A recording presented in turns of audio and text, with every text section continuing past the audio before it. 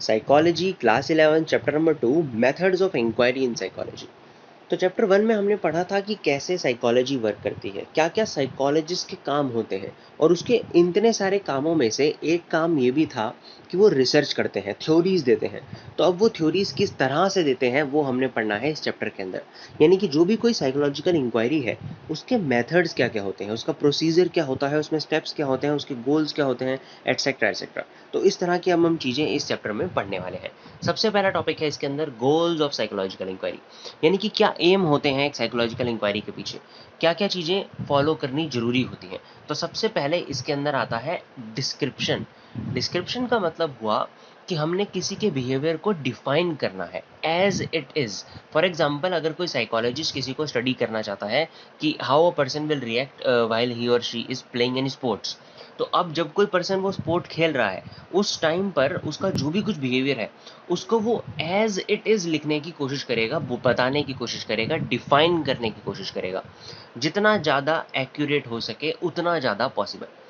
उसके बाद प्रिडिक्शन। अब प्रिडिक्शन का मतलब ये होता है कि हमने पहले तो बिहेवियर को डिफाइन कर दिया कि क्या वो बिहेवियर है, then we forecast that under certain conditions that particular behavior may occur। Forecast का मतलब हम पहले से ही एक अजम्पशन अपने माइंड में बनाते हैं, ये चीज़ बोलते हैं कि इस तरीके की अगर पर्टिकुलर कंडीशंस में हम एक किसी पर्सन को रखेंगे तो बहुत चांसेस हैं कि जो हमने फोरकास्ट किया है वैसा ही बिहेवियर उसका दिखेगा।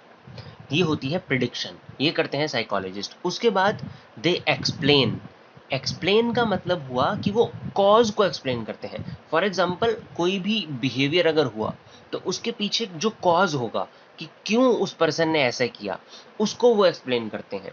इसका हम एग्जाम्पल लेते हैं कि अगर आप अभी अंदर बैठे हैं अपने रूम में और आपको बाहर से कोई आवाज़ लगाए तो आप यहाँ से उठ के बाहर जाएंगे, तो इसके पीछे का कॉज क्या हुआ, वो पर्सन जिसने आपको बाहर से आवाज़ लगाई। तो इस चीज़ को स्टडी करते हैं साइकोलॉजिस्ट, उसको कहते हैं एक्सप्लेनेशन, कि वो कॉज को एक्सप्लेन करते हैं। सो इसको हम ये भी कह सकते हैं कि वो कॉज और इफेक्ट का रिलेशनशिप बताते हैं, एस्टेब्लिश करवाते हैं between two variables. Then comes control. अब कंट्रोल करने का क्या मतलब है, किसी के बिहेवियर को हम किस तरह से कंट्रोल कर सकते हैं। या तो हम उसके अंदर कोई नया बिहेवियर को पैदा कर दें, या फिर हम जो अभी प्रेजेंट जो बिहेवियर है उसको हम रिड्यूस कर दें, कम कर दें, या फिर उसका जो अभी वाला बिहेवियर है उसको हम एनहेंस कर दें कि वो ये बिहेवियर को ज़्यादा करे। इन तीन वे में हम कर सकते हैं किसी के बिहेवियर को कंट्रोल। ये साइकोलॉजिस्ट एंटीसीडेंट कंडीशन को चेंज कर देते हैं जिससे कि उनका बिहेवियर चेंज हो जाता है। अब एंटीसीडेंट कंडीशन कोई भी ऐसी कंडीशन होती है जो कि जरूरी होती है एक बिहेवियर को होने के लिए। फॉर एग्जाम्पल, ये जो हमने एग्जाम्पल लिया था कि आप अंदर बैठे हैं अभी अपने रूम में और बाहर से आपको किसी ने आवाज़ लगाई, तभी आप उठ के बाहर गए। तो इस केस में, इस सिनेरियो में, जिस पर्सन ने आपको बाहर से आवाज़ लगाई वो हो गया आपका एंटीसीडेंट कंडीशन। वो बाहर से आवाज़ आना, that thing is antecedent condition आपकी, उसकी वजह से ही वो बिहेवियर हुआ कि आप उठ के बाहर गए। तो साइकोलॉजिस्ट अब कंट्रोल करने के लिए हमारे बिहेवियर को ये कर सकते हैं कि वो एंटीसीडेंट कंडीशन को ही बदल दें। बाहर से जो पर्सन ने आवाज़ लगाई हम उसे बोल दें कि आप इसे आवाज़ मत लगाओ ताकि ये बंदा उठ के बाहर ना जाए। So this is control. Then they apply the application. अब एप्लीकेशन का सिंपल मतलब है कि जो जो चीज़ें हमने समझी हैं उसको हम अप्लाई करवाएंगे, जितने ज़्यादा लोगों में हो सकता है उतना possible. Why? To bring the positive change in their life. तो ये कुछ गोल्स होते हैं एक साइकोलॉजिकल इंक्वायरी के। अब दूसरा टॉपिक है steps in conducting A scientific research. क्या क्या स्टेप फॉलो होते हैं किसी भी साइंटिफिक रिसर्च को करने के लिए। उन स्टेप्स पर जाने से पहले दो चीज़ें इसके अंदर याद रखनी बहुत ज़रूरी है कि कोई भी scientific research must be objective and systematic in nature. ये ऑब्जेक्टिव होनी चाहिए अपने नेचर में, कंक्लूजन सब पे फॉलो होना चाहिए। उसके बाद सिस्टमेटिक। सिस्टमेटिक का सिंपली मतलब होता है कि उसके अंदर कुछ पर्टिकुलर स्टेप्स फॉलो होने चाहिए। ये नहीं है कि एक रिसर्चर अपने माइंड के हिसाब से कुछ भी उसमें करी जा रहा है। Particular steps must have to be follow. उसके बाद अब उसके अंदर क्या क्या स्टेप्स होते हैं, किस तरीके से एक रिसर्च करी जाती है। अब इस टॉपिक को समझने के लिए बेस्ट इसका वे है कि आप ये मान लें कि आपने ही कोई रिसर्च कंडक्ट करनी है।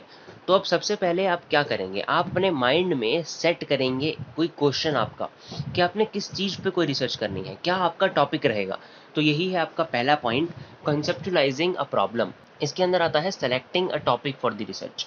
आपने अपने टॉपिक को सिलेक्ट करना है। फॉर एग्जांपल हमने रिसर्च करनी है किसी भी स्पोर्ट्समैन पर कि उसकी जो परफॉर्मेंस है उस पे क्या फ़र्क पड़ेगा अगर कोई लोग उसे चीयर कर रहे हैं या वो लोग उसे चीयर नहीं कर रहे। तो इन चीज़ों का क्या फ़र्क पड़ेगा उसकी परफॉर्मेंस पे, ये हमने इसके ऊपर एक रिसर्च बनानी है अब। तो इसके लिए सबसे पहले हमने ये सेलेक्ट किया अपने माइंड के अंदर कि हाँ, हमने इस चीज़ पर रिसर्च करनी है, अपना टॉपिक सिलेक्ट किया। अब इस टॉपिक को सिलेक्ट करने के बाद हम क्या करेंगे, एक हाइपोथेसिस फॉर्म करेंगे। नाउ हाइपोथेसिस का मतलब होता है टेंटेटिव आंसर। फॉर एग्जांपल हम इसी केस को अगर आगे बढ़ाएं तो इसके अंदर हम अगर ये बात सोचें कि अब वो पर्सन जब उसको चीयर करा जाएगा तब उसकी परफॉर्मेंस अच्छी होगी और जब उसे कोई चीयर नहीं कर रहा होगा तब उसकी परफॉर्मेंस डाउन होगी, बेकार होगी उसकी परफॉर्मेंस। तो ये हो गया हमारा एक टेंटेटिव आंसर जो हमने प्री एज्यूम कर लिया अपने माइंड के अंदर। इसी को बोलते हैं हम एक हाइपोथेसिस। तो ये दो चीज़ें होती हैं आपके स्टेप नंबर 1 में। उसके बाद दूसरा स्टेप है कलेक्टिंग द डाटा। तो इसके अंदर बेसिकली हमने अपने डाटा को कलेक्ट करना होता है, पर वो डाटा कलेक्ट करने से पहले हमारे माइंड के अंदर पूरी स्टडी का एक ब्लूप्रिंट तैयार होता है, एक डिज़ाइन तैयार होता है। फॉर एग्जांपल कि आप क्या-क्या पार्टिसिपेंट इसमें आपके होंगे, किस-किस को आप ऑब्जर्व करेंगे, मेथड्स आप क्या-क्या यूज़ करेंगे, टूल्स कौन-कौन से आप यूज़ करेंगे और आपका प्रोसीजर क्या रहेगा उस डाटा को कलेक्ट करने के लिए। ये सब चीज़ें आपके माइंड में पहले से सेट होनी चाहिए, तभी आप डाटा को कलेक्ट कर पाएँगे। उसके बाद आप उस डाटा को कलेक्ट करेंगे स्टैटिस्टिकल मेथड्स को यूज़ करके। तो ये सब होता है सेकंड स्टेप में। अब after collecting the data you come to the third step which is drawing conclusion.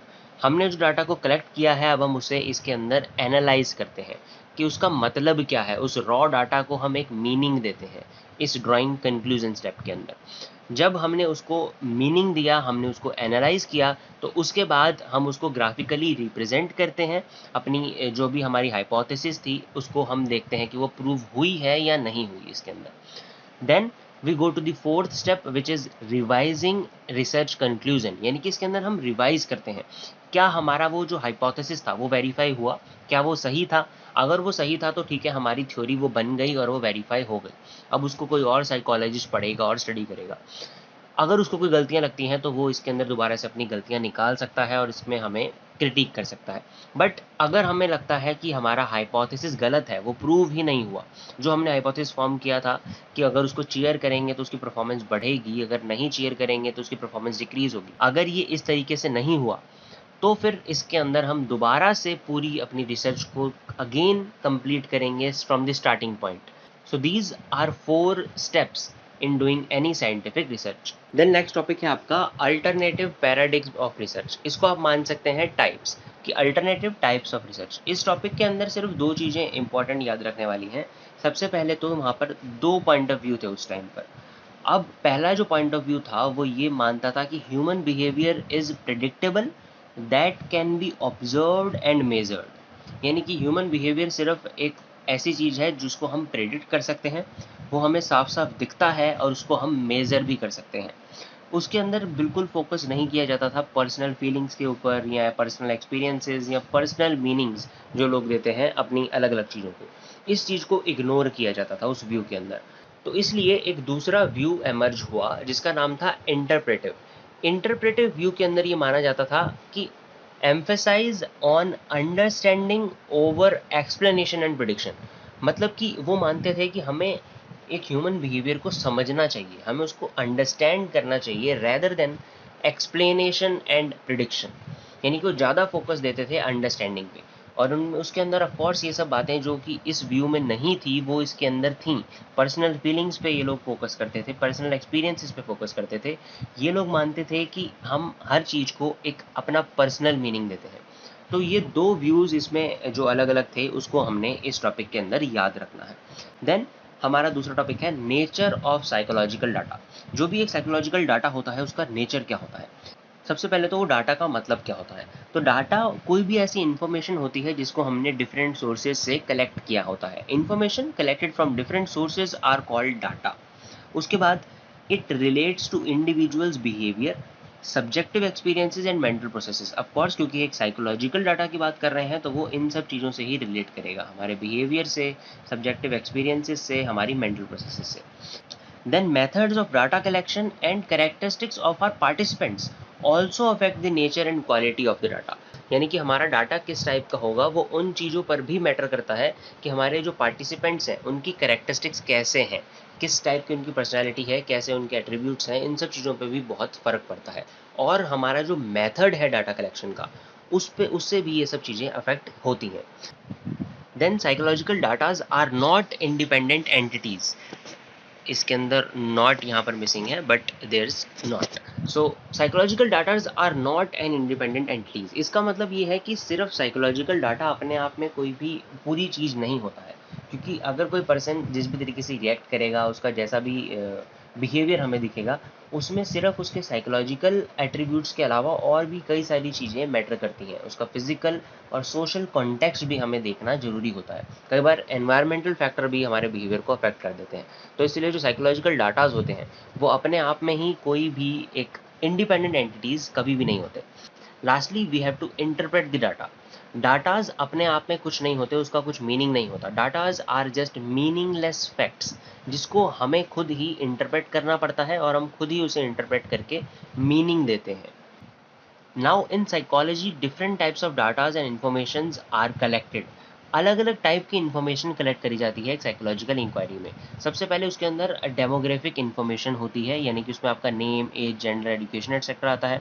उसके बाद फिजिकल इन्फॉर्मेशन होती है, इसके अंदर आपकी इकोलॉजी आती है, आपकी हाउसिंग कंडीशन आती है, आपकी facilities available at house, in school etcetera, यानी कि फिजिकल जो सब चीज़ें होती हैं। उसके बाद आपका फिजियोलॉजिकल डाटा आता है। फिजियोलॉजिकल डाटा में आपकी height, weight, heart rate, blood oxygen level etcetera, ये सब चीज़ें आती हैं जो कि फिजियोलॉजी से आपकी लिंक्ड है। उसके बाद आपका साइकोलॉजिकल डाटा आता है। इसके अंदर आपका intelligence, personality, interest, values, emotions etcetera, ये सब चीज़ें आती हैं। तो ये था nature of psychological data. Now next topic is some important methods in psychology. यानी कि साइकोलॉजी में ऐसे कौन कौन से कुछ इंपॉर्टेंट मेथड्स हैं जो कि हम यूज़ कर सकते हैं एक डाटा को कलेक्ट करने के लिए। इसके अंदर सबसे पहला मेथड आपको बताया गया है ऑब्जर्वेशन मेथड, जिसको कि बहुत पावरफुल और इफेक्टिव मेथड माना गया है। नाउ क्या होती है observation? So it's just noticing other person in natural और लैब सेटिंग। या तो हम नेचुरली किसी को ऑब्जर्व करें या फिर एक पर्टिकुलर लैब सेटिंग जो कि क्रिएटेड होती है उसके अंदर हम किसी को ऑब्जर्व करें। But a scientific observation is different from day to day observation in many aspects. अब वो क्या क्या है एस्पेक्ट? सबसे पहले तो उसके अंदर आता है सिलेक्शन, यानी कि हम इसमें सेलेक्ट करते हैं। साइंटिफिक ऑब्जर्वेशन में हम स्पेसिफिकली सेलेक्ट करते हैं अलग अलग चीज़ें जिसको हमने ऑब्जर्व करना है। Then we record those things. उसके बाद जो भी हमने उस डाटा को रिकॉर्ड किया, जो भी हमें डाटा मिला, उसको हम एनालाइज करते हैं, analysis of that data. So due to these three things वो साइंटिफिक ऑब्जर्वेशन अलग हो जाती है हमारी day to day life observation से। Now there are some types of observation. सबसे पहले नेचुरलिस्टिक वर्सेस कंट्रोल्ड ऑब्जर्वेशन। तो इसमें सिंपली आपको इतना याद रखना है कि नेचुरलिस्टिक ऑब्जर्वेशन वो ऑब्जर्वेशन होती है जिसको कि एक नेचुरल सेटिंग में ही किया जाए। फॉर एग्जाम्पल, आपने अगर किसी को ऑब्जर्व करना है, किसी स्पोर्ट्समैन को उसकी परफॉर्मेंस को ऑब्जर्व करना है कि वो कैसे परफॉर्म करता है, एक नेचुरल सेटिंग में अगर आप उसे ऑब्जर्व करेंगे, नेचुरली जब वो खेल रहा है उसको नहीं पता कि आप ऑब्जर्व कर रहे हैं, तो वो होती है नेचुरलिस्टिक ऑब्जर्वेशन। एक होती है कंट्रोल्ड ऑब्जर्वेशन। कंट्रोल्ड ऑब्जर्वेशन में होता है जब आप उसको एक पर्टिकुलर ऐसे ग्राउंड में बिठाएं जो कि आपने खुद क्रिएट किया है, जहाँ पे आपकी खुद की ऑडियंस है, जिस कंडीशन को आपने कंट्रोल किया हुआ है। जब आप ऐसी कंडीशन के अंदर ऐसे उसको ऑब्जर्व करते हैं तो वो होती है कंट्रोल्ड ऑब्जर्वेशन। और जब किसी ऐसी कंडीशन में आप उसको ऑब्जर्व करते हैं जब वो नेचुरली कर रहा है सब कुछ, दैट्स नेचुरलिस्टिक ऑब्जर्वेशन। उसके बाद दूसरा टाइप है non participant and participant observation. Non participant observation includes जब आपने उस स्पोर्ट्समैन को ऑब्जर्व किया दूर बैठे, ऑडियंस में आप जाके बैठ गए और अब आप उसको ऑब्जर्व कर रहे हैं, तो ये होती है non participant observation. Participant observation में आता है जब आप उसकी गेम का ही पार्ट बन जाएं। फॉर एग्जांपल, आप उसके साथ ही खेलने लग जाएं उसकी परफॉर्मेंस को और डीपली ऑब्जर्व करने के लिए। तो ये चार इसमें टाइप की ऑब्जर्वेशन होती हैं। सबसे पहले नेचुरलिस्टिक और कंट्रोल्ड, फिर नॉन पार्टिसिपेंट और participant. It has many advantages and disadvantages, yet it is influential tool in psychological inquiry। यानी कि इसमें ये बताया गया है कि इसकी बहुत सारी अलग अलग डिसएडवांटेजेस भी हो सकती हैं और एडवांटेजेस भी हो सकती हैं। एडवांटेज इसके अंदर क्या आ सकती हैं कि हमारा टाइम इसमें सेव होता है, ये ईजी वे है ऑब्जर्व करना किसी को। और डिसएडवांटेज में आपकी बायसनेस आ सकती है, यानी कि अगर आपने अब किसी को ऑब्जर्व करना है तो अगर आपकी उसके साथ कोई पर्सनली कोई दिक्कत है तो हो सकता है कि उसमें आपकी बायस आ जाए। उसके बाद आता है एक्सपेरिमेंटल मेथड। एक्सपेरिमेंटल मेथड के अंदर हम एक्सपेरिमेंट करते हैं एक कंट्रोल्ड सेटिंग के अंदर, जिसमें कि हम स्टडी करते हैं कॉज और इफेक्ट का relationship between any two variables. तो अब सबसे पहले हम समझते हैं कि कॉज का मतलब क्या है एक कॉज। तो कॉज का मतलब हम कोई भी इवेंट में चेंज करते हैं, जो भी कुछ इन्वायरमेंट है उसके अंदर हम कुछ चेंज करते हैं टू सी द इफेक्ट। और इफेक्ट वो क्या होता है, हमारा चेंज्ड बिहेवियर। यानी कि कॉज हमने कोई भी इवेंट में चेंज किया और उसका हम इफेक्ट स्टडी करते हैं चेंज इन बिहेवियर में, कि एनवायरनमेंट में अगर हम कुछ चेंज करेंगे तो उसका क्या फर्क पड़ेगा एक पर्सन के बिहेवियर पे। So this is studied under a controlled setting. This is called an experimental method.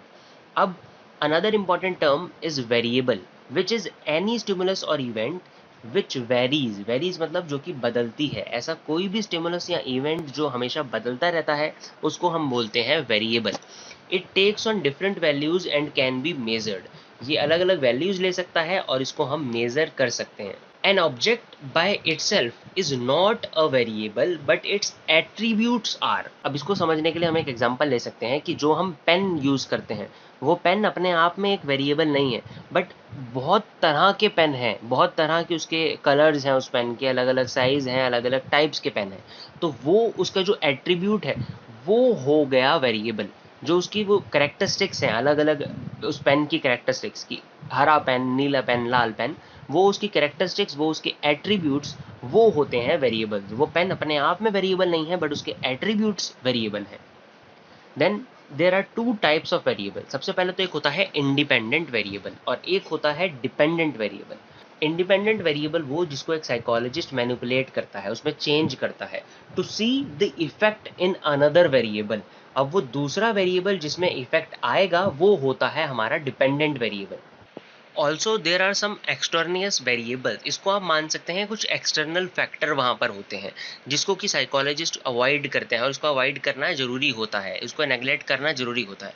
For example अगर आप वो स्टडी कर रहे हैं कि स्पोर्ट्समैन पे क्या फ़र्क पड़ेगा उस चीयरिंग का ऑडियंस की, तो वहाँ पर आपका वो जो कॉज हो गया वो हो गया आपकी चीयरिंग, जिसमें आप फ़र्क डालेंगे कि जब चीयरिंग हो रही है या नहीं हो रही तो उसका क्या फ़र्क पड़ेगा। इफेक्ट हो गया आपके स्पोर्ट्समैन का बिहेवियर, उसकी परफॉर्मेंस पे क्या इफेक्ट पड़ेगा। अगर वो चीयरिंग कर रहे हैं तो उसकी परफॉर्मेंस क्या बढ़ती है या नहीं बढ़ती। पर अगर अब इस चीज़ के बीच में कोई एक्सटर्नल फैक्टर भी आ जाए तो आपको इसके बीच का लिंक डायरेक्टली नहीं पता चल पाएगा। एक्सटर्नल फैक्टर फॉर एग्जांपल गर्मी उसको बहुत ज़्यादा लगने लग जाए, वहाँ पर धूप बहुत ज़्यादा हो, वो पहले से ही 5-6 गेम खेल चुका हो तो अब वो थक रहा हो, उसकी परफॉर्मेंस उस वजह से भी डिक्रीज हो सकती है।